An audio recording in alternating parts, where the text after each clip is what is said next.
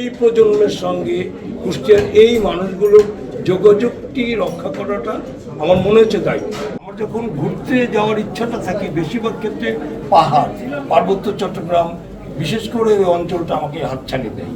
আমি অনেকবার গিয়েছি, কিন্তু যেহেতু আমার গল্পটি এবার কুষ্টিয়ায়, সেই জন্য আমার নিজ জেলায় আমাকে যেতে হবে এবং নিজ জেলাকে আবার নতুন করে দেখতে হবে। আমাদের এই ঐতিহ্যগত বাংলাদেশ, এই বাংলাদেশের বিভিন্ন জেলায় অসংখ্য ধরনের ঐতিহ্যগত জায়গা আছে।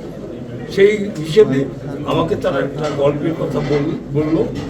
আমি ব্যক্তিগতভাবে কুষ্টিয়ার ছেলে, আপনারা সবাই জানেন কুষ্টিয়া সব দিক থেকেই সমৃদ্ধ।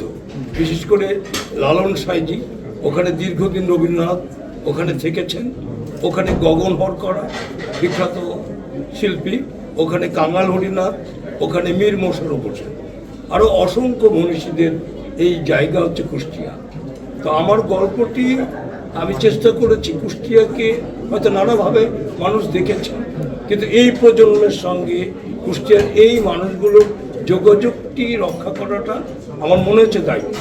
সেই দিক থেকে এই গল্পের নাম আমি মায়ানীর রেখেছি, মায়ানীর। এই মায়ানীরের মাধ্যমে আমি মানুষকে কুষ্টিয়ায় নিয়ে যাব এবং কুষ্টিয়ার এই যে বিখ্যাত ব্যক্তিত্ব যারা আছেন এবং আমাদের ঐতিহ্যগত জায়গাগুলো আছেন, সেই জায়গাগুলোর সঙ্গে একটি মিলন ঘটাবো, চেষ্টা করব।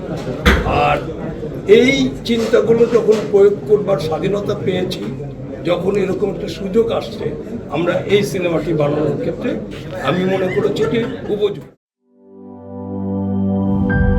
গ্লিটারের টুইন লেমন ও অ্যান্টিব্যাকটেরিয়াল ফর্মুলা বাসনকে চকচকে জীবাণুমুক্ত করে আমাদের দেয় গ্লিটার গ্যারান্টি।